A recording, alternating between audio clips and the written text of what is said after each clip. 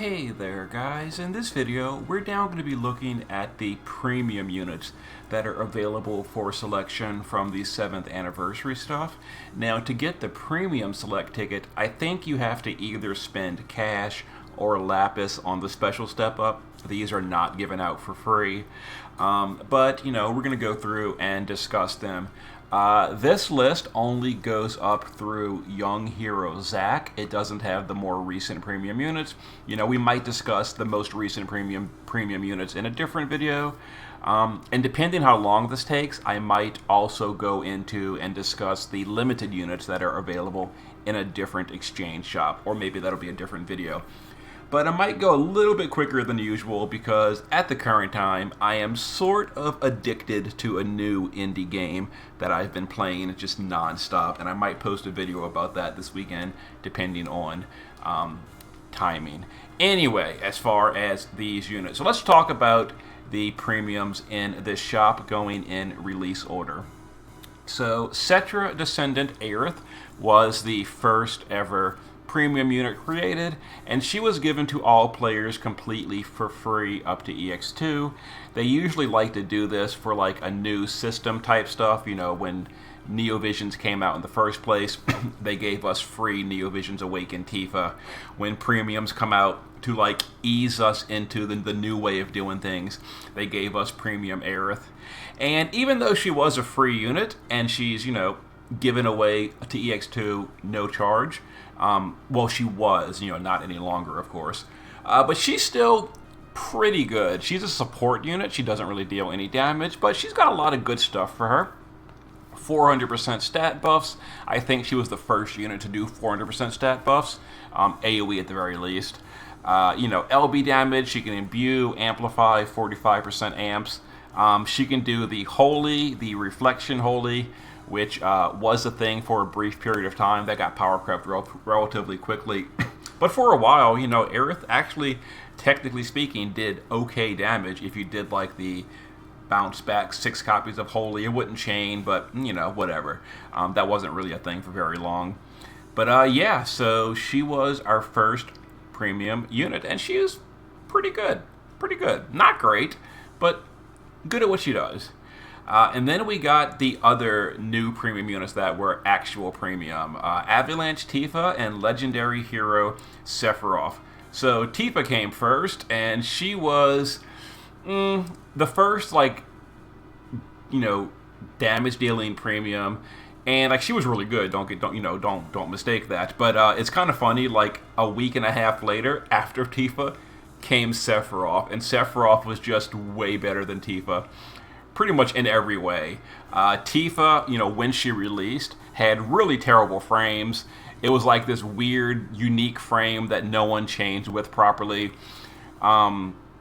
It wasn't even like a long chain. It was like a 7-hit chain or something, and it was just not great. You could, you know, overlay it into chains and that kind of stuff. She was also true dual wield back in the day when true dual wield didn't have the 8 times cap. So you had to kind of force double hand on her, which was very hard to do with her gearing. So yeah, Tifa, even though she was pretty good, the next week we had Sephiroth, who had none of those problems. Sephiroth was a one-hit finisher, which is perfect back in the day. Didn't mess up your chaining or anything, very easy to time. Sephiroth was naturally double hand, which gave him, you know, no gearing problems whatsoever. He even had a special katana, which was really, really good at the time. You know, the Dark Visions katana didn't exist back then. So yeah, Sephiroth just blew away Tifa immediately a week later. And then Sephiroth was, like I mentioned in the previous video, he was pretty much like the best unit in the game for a long period of time, because even though his kit is completely empty, he just doesn't even have a kit really, his damage was just that astronomically high. And he was, you know, like I said, easy to use, one-hit finisher, true brave shift, all the good stuff, all the good stuff. Of course, these days he's very power crept, and you should definitely not select him for your ticket. But for a long time, he was really good. And then we had the Final Fantasy X premium units. Summoner Yuna, Legendary Guardian Auron, and where's Jack? Is Jack not in this list? Where's Jecht? Oh, that's right. Jecht came on the next Final Fantasy X event. Okay, let's go back to where we were. So Yuna and Auron. So Auron, was technically good. Um, he wasn't, in my opinion, as good as Sephiroth. For one thing, Sephiroth had um, easier use. I think Auron's LB was like really long or something. I forget. I barely ever used Auron. If I remember correctly, his LB was like really long and irritating to chain. I think Sephiroth might have had better attack power. I don't remember specifically the reason people liked Sephiroth. I'm not talking like for fanboyism or whatever. I mean like actual usability. I just remember Sephiroth was a bigger deal than Auron, but I can't remember specifically exactly why that was. Maybe wind was a bad element and dark was good. I don't remember. Why did people use so much Sephiroth and like Auron was just like a pretty much a nothing premium. Like no one really used Auron. Why was that? I don't remember why. I don't remember honestly. And then there's Yuna. Yuna was a huge train wreck. Yuna is to this day is still a train wreck. Yuna is just terrible. Her damage is absolutely very very bad. She scales on Spirit, which is bad back in the day, even worse today because leader skills don't buff Spirit outside of Clash of Wills. They don't buff Spirit in a meaningful way, I should say. Yuna, back in the day, didn't have a two-handed staff that she could use. And then her Chronicle weapon is a one-hander. She geared horribly before her crown. She did get crowned, and the crowns made her a lot better, but I'm talking about when she released. She was just really incredibly bad, and even if you did have like the full whale mode, absolutely perfect gear for what she could do, it was still low damage after all that. Now Yuna did get crowns, and the crowns fixed a lot of the problems, not to mention Seymour's STMR fixed her weapon problem as well. It gave her a weapon, a two-handed weapon. Her crowns fixed a lot of her gearing problems. She was really, really hard to gear. Crowns fixed all that. Now she's pretty easy to gear. You can cap all her stats relatively simply. That being said, her damage is still not good. She doesn't have an amplify. Summoners don't get the field buff. Summoners, she's a spirit scaling summoner, so she doesn't get a leader skill. The best leader skill on Dark Visions is 200%. So, yeah.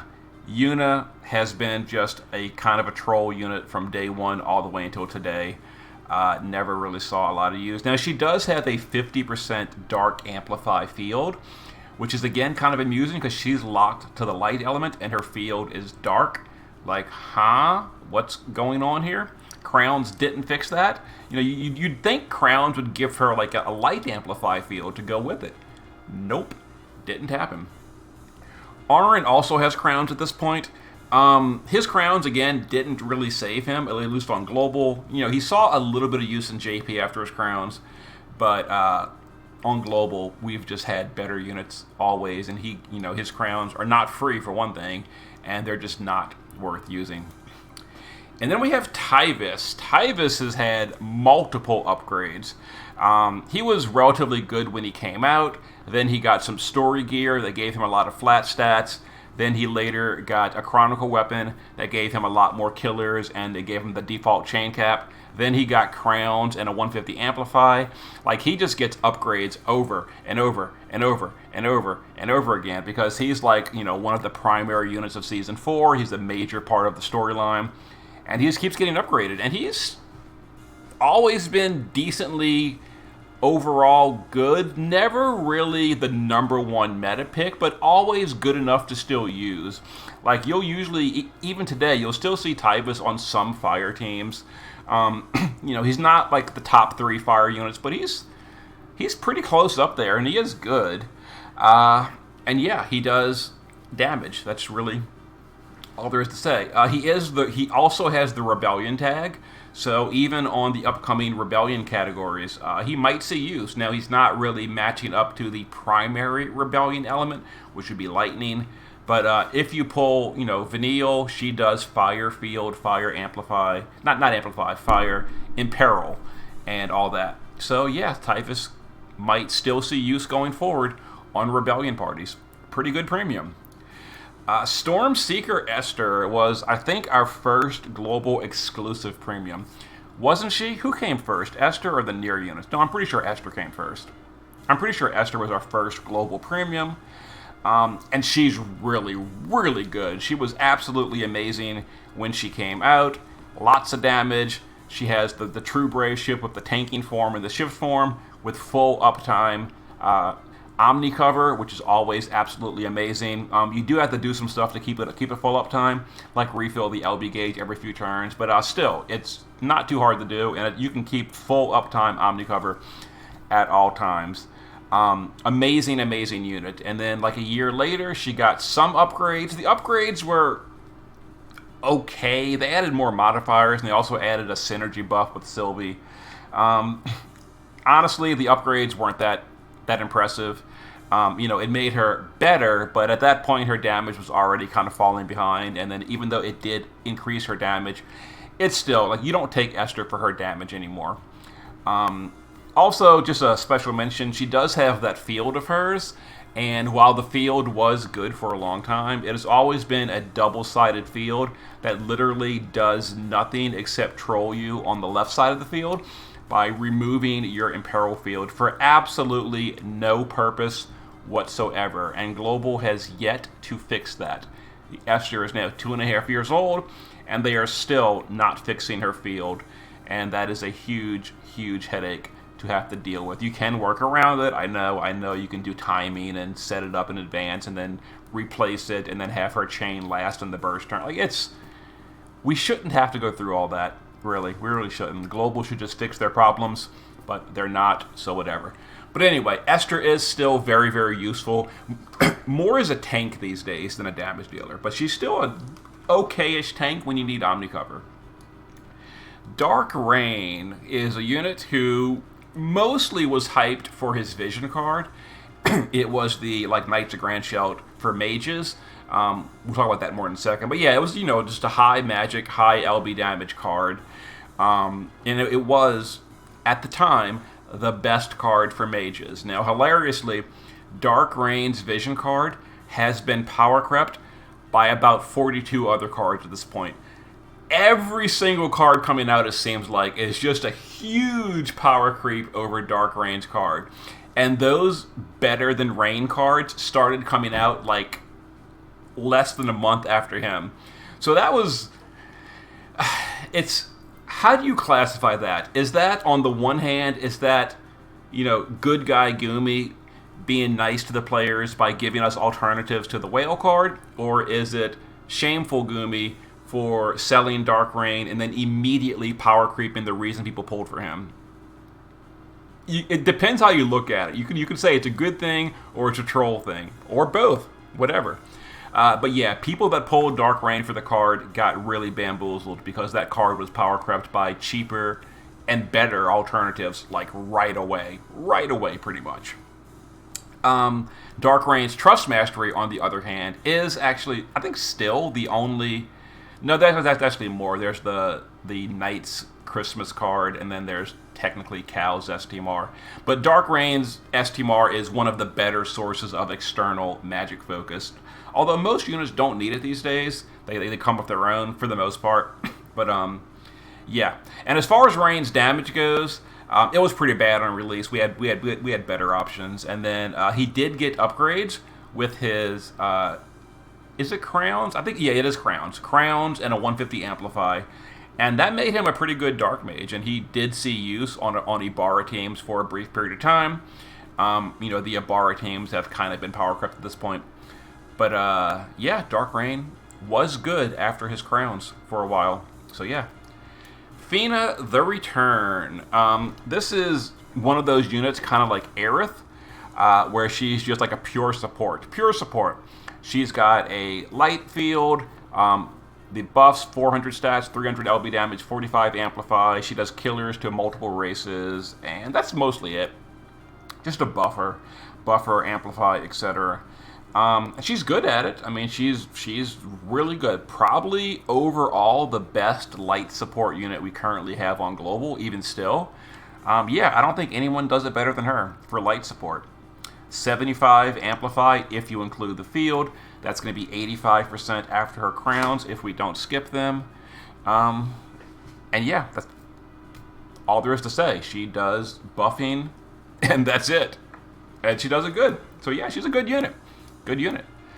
Knights of Grandshelt is the physical version of Dark Reign. He has the physical LB damage card. Now, his card is also relatively power crept these days, but his card, in my opinion, took longer to get power crept. Whereas they started selling alternatives and upgrades to Dark Reign's card like immediately, it was a while before we saw just a flat-out superior card to Knights of Grandshelt. It was still the best physical card for a long time. You know, they had alternatives that weren't quite as good, but were close. But it was a long time until we had a literal direct replacement or superior replacement to Knights of Grandshelt's card. These days, we have a whole lot better options. But back in the day, we didn't really. And he was good for his card. Now, as far as his damage goes, it was never super great at the time of release. Once again, he got crowns and a bigger amplify, and now he is decently useful. He does have the crystal tag, so he can go on like a light party with Ace, and he is like one of the top 3 or 4 damage dealers on that category. So yeah, he's decent now. Pretty nice, pretty nice. and then we have Wilk, our second global exclusive premium unit. And I would classify this unit as one of the biggest trolls ever on global. So let's get out the way the good things about Wilk. 90% break and his vision card. His vision card, to be fair, is absolutely amazing. It gives you 700 morale per turn in Clash of Wills. If you're dual wielding it, there are quite a few physical dual wielders like Flaring Rain, Dwayne. That's kind of it, just those two. But you can also put it on like a support unit. Like you could have Sylvie use Wilk's card, or Kresnik, or Melissa, whatever. And yeah, 700 morale per turn in Clash of Wills is amazing for Wilk's card. Now, as far as Wilk himself, his kit is terrible. Anyone who has used Wilk before knows how terrible he is. He is extremely clunky. He's got a multi-stacking shifted LB. His break requires you to unlock it with charges to unlock his Magnus. Can't even use his break on turn 1. He can't even do his full setup in Dark Visions by turn 5 because you need to stack twice, then unlock the break. Actually, I guess, to be completely... no, actually you couldn't, because even if you LB on turn 1, LB on turn 2, break on turn 3, Magnus on turn 4, LB on turn... Okay, so I guess if you entrust him, you could do the full set. No, you still couldn't, could you? Isn't it 3 stacks? I don't know. In any case, he's a tremendous headache. Tremendous headache to use. His kit doesn't really do anything. He smells very much like a JP user's kit. Like, he's got a few buffs in the base form, and then the shift form is just some goofy chains with, like, imperils and all. Like, it's just, like, not much there. And I hate Wilk's kit. I hate his kit so much. He's just incredibly clunky to use. And not to mention, even beside that, his damage was power crept instantly. Instantly power crept. The premium, great anniversary unit Wilk, and then like a week later, here comes Chizuru, doing way more damage than Wilk for way less money. And yeah, Wilk never got an upgrade, never got an intrinsic, never got a crown, never got enhancements, and his damage is laughably bad. It was bad like less than a month after he came out, and Global is still completely ignoring their premium anniversary unit, and that just feels really bad. And I have a personal sore spot about Wilk, because I feel like, you know, an anniversary premium deserves to get some upgrades. They did basically an overhaul on Esther, the just random premium. She wasn't even she wasn't a holiday, she wasn't an anniversary, nothing. But the anniversary premium Wilk gets nothing at all, and that just feels really bad. Dark Fina Warrior's Prayer is basically just the dark version of Fina the Return. Everything I said about Fina the Return applies to Fina Warrior's Prayer, except she also has an LB fill move with her vision card. With her vision card, she has a move that can fill someone's LB every 3 turns, which is really amazing. I love that. That said, it does require EX3 to do that because it's locked to her special vision card. But yeah, really, really good unit, just like Warrior Prayer Esfina. New Guardian Tidus is the next wave of Final Fantasy X premiums, and he was actually pretty good for a decent period of time. He does have his own big headaches, where this is like the era where JP decided that we don't want to use consistent chaining anymore, and he's one of those batch of units where they made the chains incredibly terrible. Like, he has the same problem as A2, where his LB is horribly off timing, and it's terrible, and I hate using him because of that. A lot of players hate using him because of that, and it's just a big, massive headache. Now, his damage was good for a while, etc., but it's not worth the headache of trying to deal with that LB. It really isn't. It's horrible. Thankfully, JP only did those terrible LBs for like 4 months, and then the players, told them, we hate these idiotic LBs, and then JP went back to making proper limit bursts, like all the recent units, Deoxys, Gilgamesh, etc. From that point forward, they're back to being actual, real chaining families, not these fake chaining families like Tidus, Balthier, Vaughn, etc. That whole batch was just, I hate using them. But anyway, Tidus does get crowns in the future. Honestly, they don't really bring him back to the meta. Like, they buff his damage, but not enough to be relevant. He also is a water unit, and while water does get some toys going forward, it's still not enough to be like a go-to element. So that's kind of unfortunate. And then Fabled Guardian Jecht. So I kind of talked about the whole experiment of damage-dealing tanks that JP went through with Jecht. Then they did it again with Barret later on. So basically the same discussion. Jecht does it better because he is premium. He's a physical tank that deals, let's be honest here, bad damage. His damage is not good. He did get global upgrades, and they technically made his damage slightly better, but not nearly enough to really matter. And that's why you never see Jecht on pretty much anything. It's kind of unfortunate because he should, as a premium, be really, really powerful, but he's just not really. Then we have Cloud Strife. Cloud Strife is a rebel unit, so he will be getting a resurgence of value in the near future. He's decent. He does good damage, lightning damage, and it's nice. Lightning, again, is one of those elements that at the current time is not specifically favored, but as we go forward into the next wave of power creep with the Rebellion, he will absolutely be valuable and probably a common member on Rebellion parties. He's pretty good.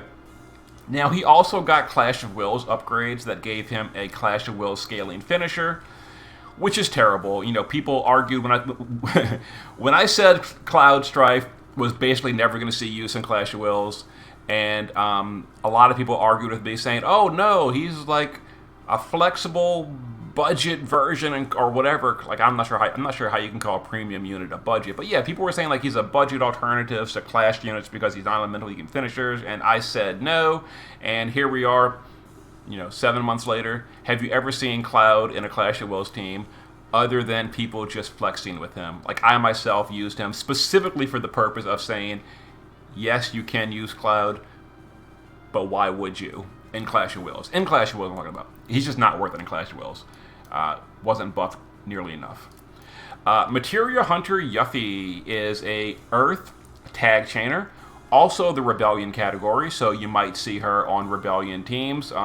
Earth element is not quite as friendly to the Rebellion. I do believe Vanille's field also imperils Earth. Maybe. If so, she'll definitely have more value than otherwise. But yeah, not a whole lot to say. Earth element is usually not the go-to pick.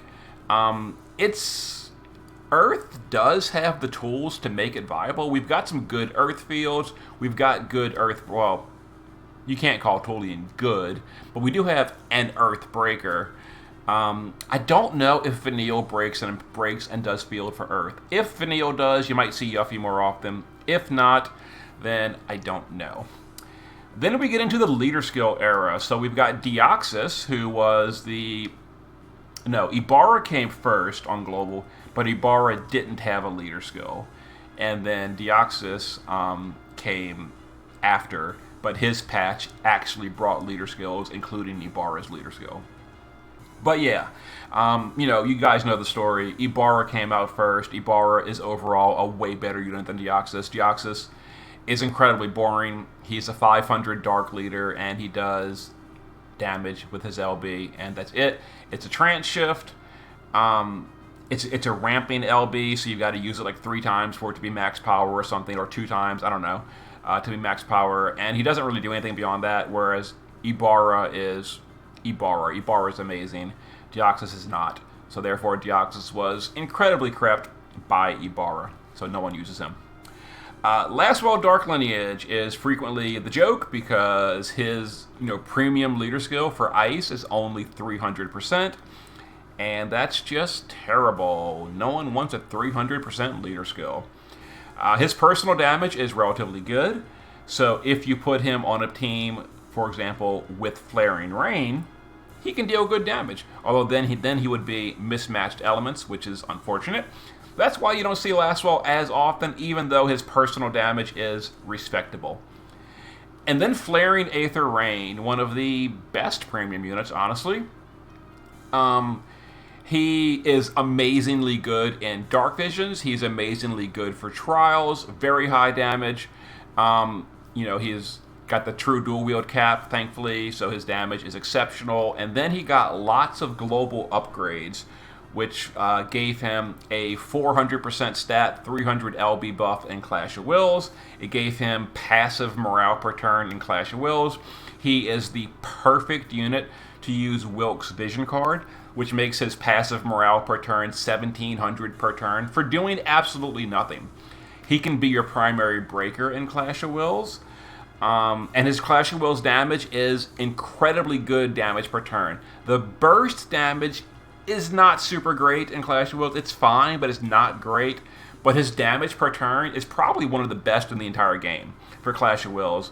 That doesn't involve external help. Like, for example, if you spammed Rick's LB every single turn within Trust, that's going to do better. But for someone that doesn't need any external help at all, Rain is amazing damage per turn in Clash of Wills.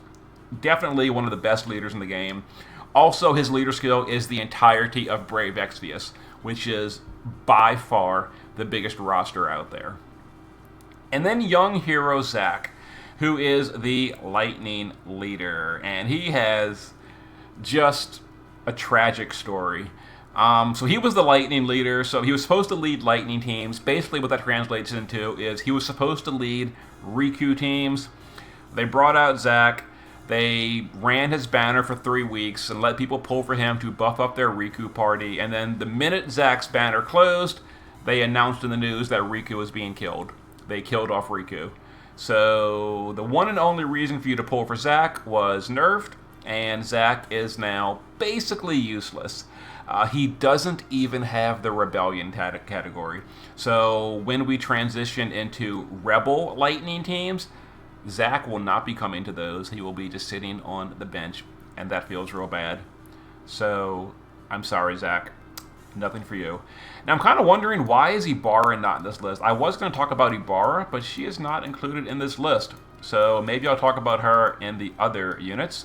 But just a quick mention, Ibarra really needs no intro. Ibarra is amazing on Global. We all know she's good damage per turn, good Clash of Wills, good Dark Visions. Her leader skill is really wonky because it doesn't buff dark units. So, for example, she can't buff Sephiroth, even though he's now power crept. She can't buff Blades of Black Flame Reagan, which is probably the main one you want to buff with him. Oh, she can't buff him at 500%. Obviously, she can buff him by 300%. But yeah, Ibarra, really good unit. Even though her leader skill was, in my opinion, nerfed from Deoxys's, it's still a good leader, or good unit overall. So this video was quicker than I expected, so we're going to go ahead and jump into some of the limited Neovisions units and talk about them as well. Let's go ahead and start from the beginning. So Ibarra, now this is the original Ibarra, not the one I was just talking about, the premium. This is the old Ibarra. Now she, for those of you that were around for the time period, was one of the early Neovisions, and she was literally and figuratively broken. She was broken. So her LB was okay, I forgot to get the exact reasoning. It's a two-part LB, and the first part was really high damage. The second part was low damage with Spirit Ignore, but because of the way the coding apparently works, if an LB has any component whatsoever of Spirit Ignore, it makes the entire LB deal double damage.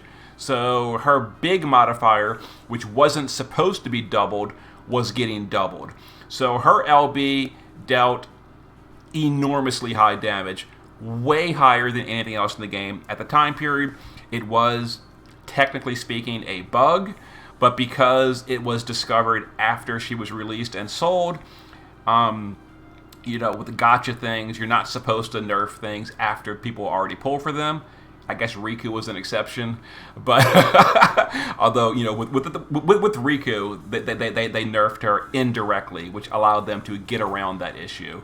Whereas you can't really nerf Ibarra directly. Well, I say you can't, and people say, like, you know, the internet lawyers say technically you can do anything you want, but traditionally gotcha games usually don't directly nerf a unit after you pull for them, even though I guess by the end user license agreement or whatever, technically they could if they wanted to, but whatever. They usually just don't. Anyway, she was amazing. She dealt ridiculous damage for a long time. Even her chaining damage, just for her spells, was really good. You know, she would totally crush the Genie trial, stuff like that. She was the go-to unit for like 6 months. She was just the unit for so long. And she was limited too, so if you didn't have her, big sad face. That being said, she did get upgrades in the future. Global increased her shifted LB to 1,000 modifier, which is astronomically high. The issue is she gears like horribly, like worse than Kier. Her gearing is so bad in the shift form. So even though it's 1,000 modifier, you have to dedicate like every single slot just trying to max out her double hand, her LB damage, her magic, and even then you still can't fit all that, and then you still can't fit killers. You know, sometimes you can, depending on the race. Like, she does have natural killers to, I think, fairy and human, and she can do good against those, but like trying to send her against like an aquatic insect, it's not happening. It's not happening. Anyway, then there's Eldrin. So Eldrin, this might get a little pushback. Well, he was the first global exclusive I just flat out skipped. I said, hell no. Hell no. Usually I pull for all global exclusives, but Eldrin was like just an absolute, just no, not happening. He was so bad. So incredibly bad on release. He has this weird design where I guess they were trying to go for like the Jekt scenario, where he's a tank that deals damage, except he was a terrible tank in the base form, and his damage was terrible. His rotation was super awkward and confusing and just not good. And at the end of the day, all that matters is his damage was bad. Like, for all the interesting, cool mechanics, the fact that he has a great sprite, I do love his sprite. He's got a cool wolf and his you know, animations and all. That's all super cool. But at the end of the day, if your damage is that freaking bad, none of that matters. None of that matters. And his damage was horrible. Horrible. So yeah, he was a huge skip for me. Immediate, just saw that kit and I walked away. Never regretted a day of it. Never regretted it. Bad unit. Bad unit. Shuiyu is, or whatever her name is, she was a unit who, she had a little use early on. Like, she could deal some water damage. She was okay for a few trials. Like, you know, she was really good against the Erinys trial. She was really good against the Iron Giant trial. And I'm saying this kind of like rolling my eyes because these are super easy laughably easy trials that, yeah, she was good for those, but who cares? Because the trials were such a joke regardless. Who cares that she was like a good unit for those face roll trials? And she got power crept like right away. Right away. Yeah, she was not good like a month later.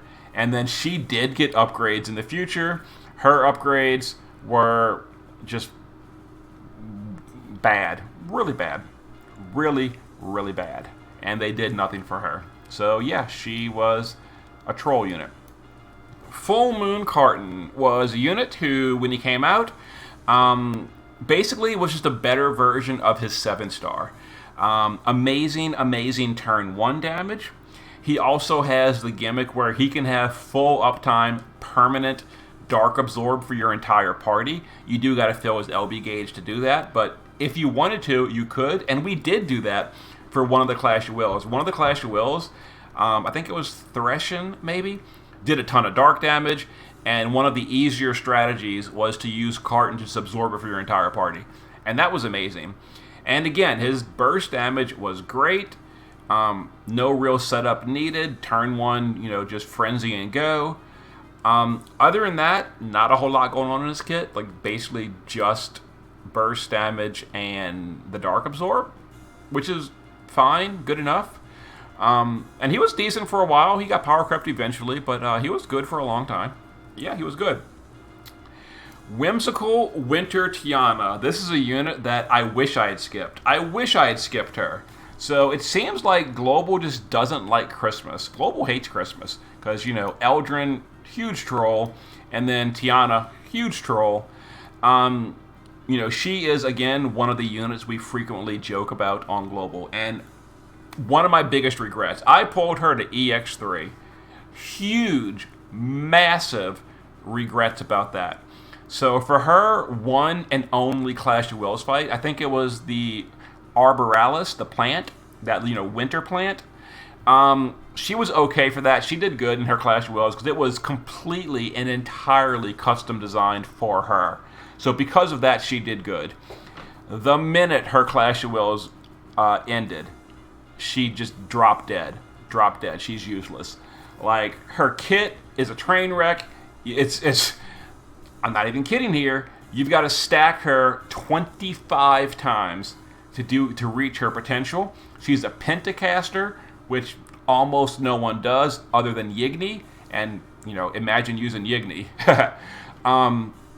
Yeah, her damage is just absolutely horrible. She's got like 1 or 2 support things in her kit. She's got a single target, one-time Magnus for elemental absorption. She's got some like LB fill and stuff. I don't know. She's just bad. And then on top of all of that, the damage is bad. So even after all of that, the damage is horrible. Oh, and her limit burst, by the way, is 5 elements at the same time. Can't do anything about it. Like, what is this unit? And again, this is a unit that has seen 0 upgrades from Gumi. They just let us pull for her thinking she was good. She became useless instantly, and she's been dead ever since. On the other hand, Divine Beast Chow was absurdly meta for how long? Year, 2 years? Like, for a really, really long time. Chow was just absolutely amazing. So, honestly speaking, he's pretty squishy as a tank. He really is. He's relatively squishy as a tank.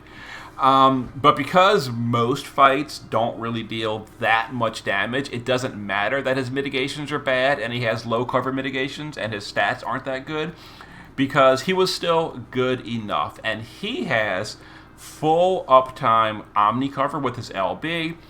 He also, as you know, has the counterattack build, which would fill enormous amounts of morale.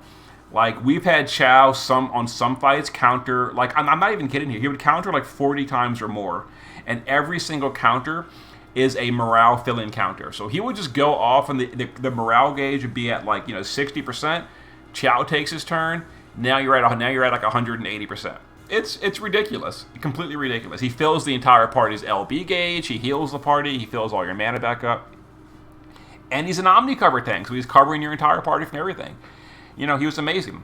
So Gumi went through like multiple phases trying to nerf Chow. First of all, they started off They started making bosses do like fixed damage, I guess in an attempt to make Chao not be able to mitigate it.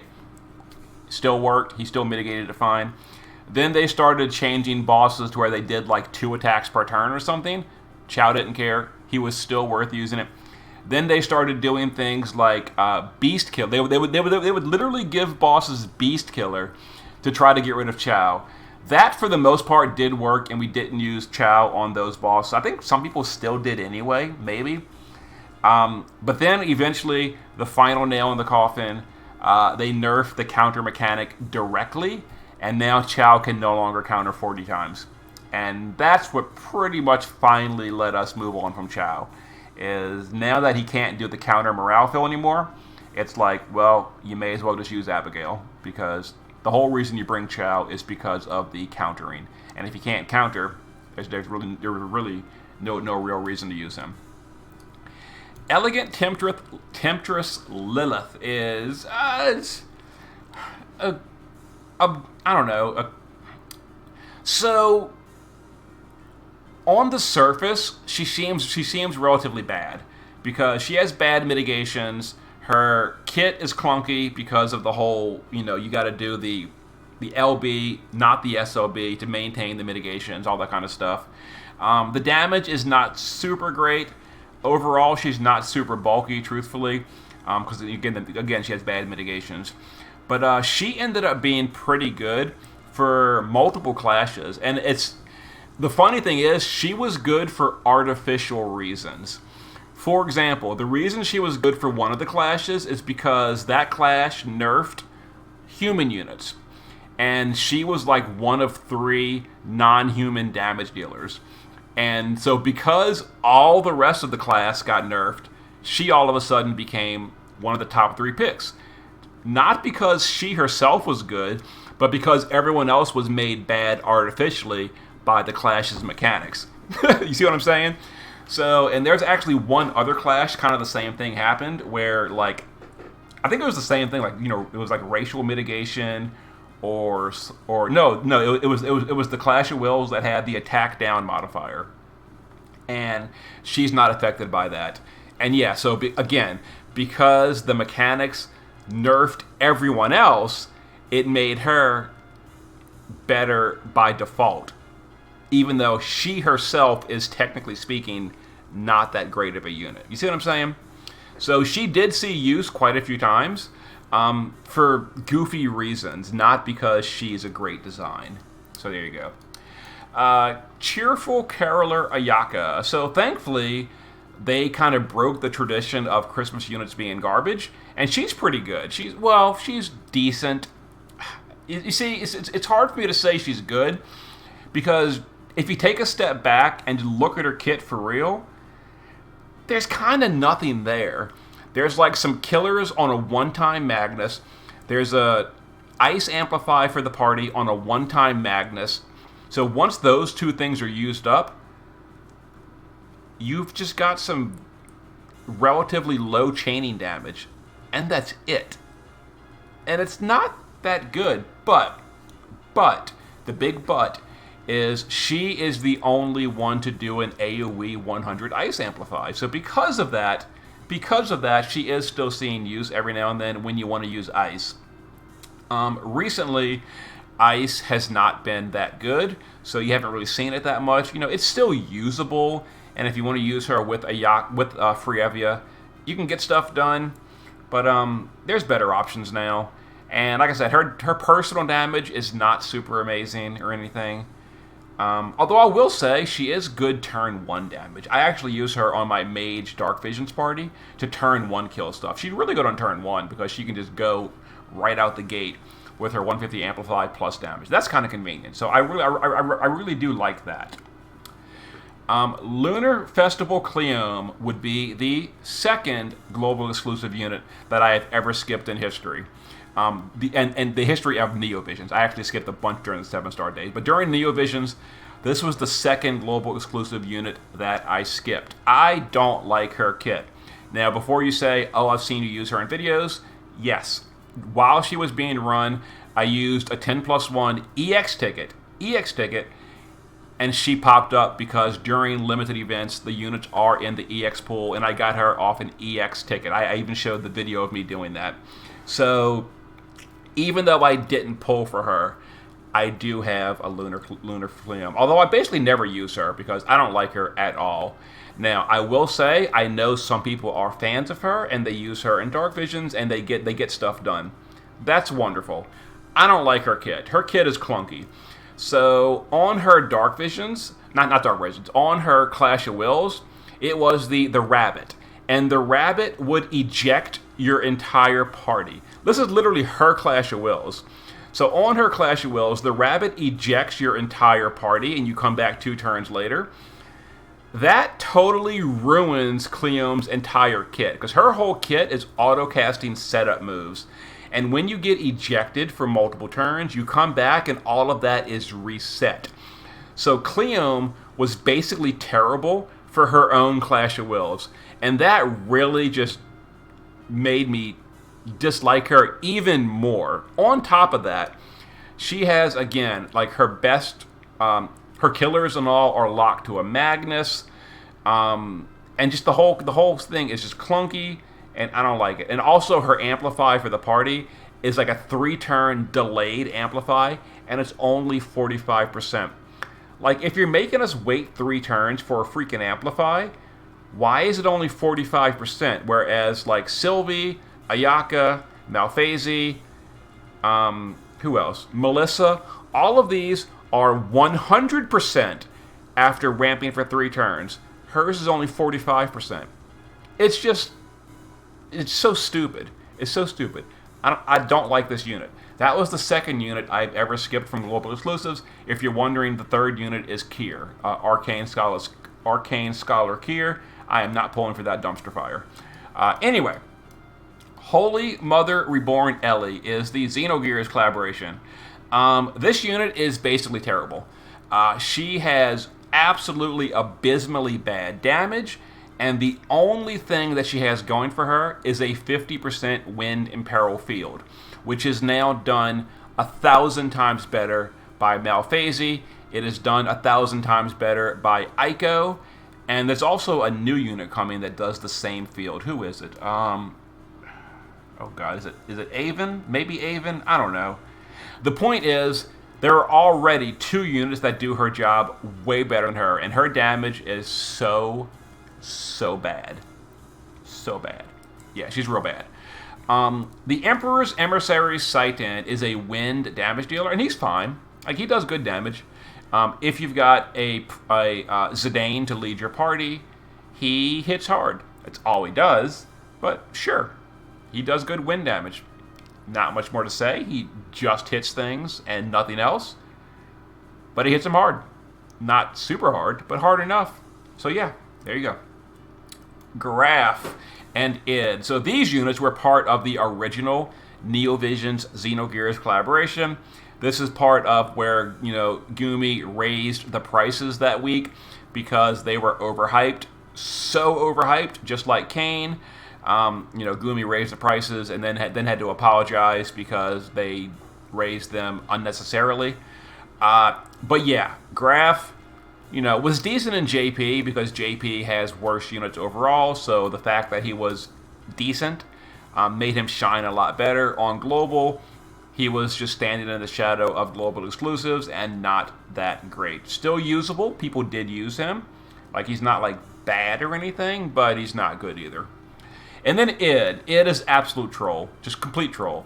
Id does no damage at all, and he has no support in his kit. He's just there to sell nostalgia. He did get crowns in JP. The crowns did not save him. Global skipped the crowns entirely, so yeah. Id, super cool unit from the game. One of the worst units ever in the game of Brave Exvius. Lynx, Kid, and Surge are from the Chrono Cross collaboration. Lynx is a dark mage with a dark field. Surge is a light mage with a light field. Kid is a fire mage breaker with a fire field. It's kind of all there is to say about them. They do have some special utility with their special event materials, like they can do mitigation or stuff like that. But for the most part, they're just damage dealers that have a field. Surge and Lynx do have... Is their amp 150 or 100? I don't remember. I think they actually might only be a 100 amplify because they came before 150. Oh no, actually I think Global buffed them to 150. In any case, neither one of their damages are really that impressive these days. Even with the leader skill, even with the whatever amp it is, their damage is not super good. They do have a field. The field is nice. They have killers and all that with the special event materials. But yeah, Kid is an 89 breaker. Other than that, kind of whatever. Has a field, and fields are nice, so sure. I don't know. They're okay. They're not great. And then the Dragon Quest collaboration. Zoma and Alina Marquis de Leon. Both of these units are right to the dumpster fire immediately. They are garbage. Complete garbage. Zoma deals 0 damage. Marquis de Leon deals 0 damage. They got crowns in JP. Global skipped the crowns. The crowns didn't save them. And it doesn't matter if we got them or not. They are just straight horrible. Horrible units. Zoma does have an LB damage materia for mages, but other than that, yeah, bad. And then Marquis de Leon has absolutely nothing. The STMR is bad, the TMR is bad, the unit is bad. Not much more to say. This is, again, they're just trying to sell you nostalgia. The units are useless. But okay, so we've gone through the selection available premiums and limiteds. This doesn't cover up to the most recent units, so maybe I'll do that in a different video, or maybe I'll just stop. I don't know. I really want to go play some other stuff for this weekend. So anyway, it was still fun talking about these, but that's probably the end, I guess. We'll see. In any case, see you in a bit.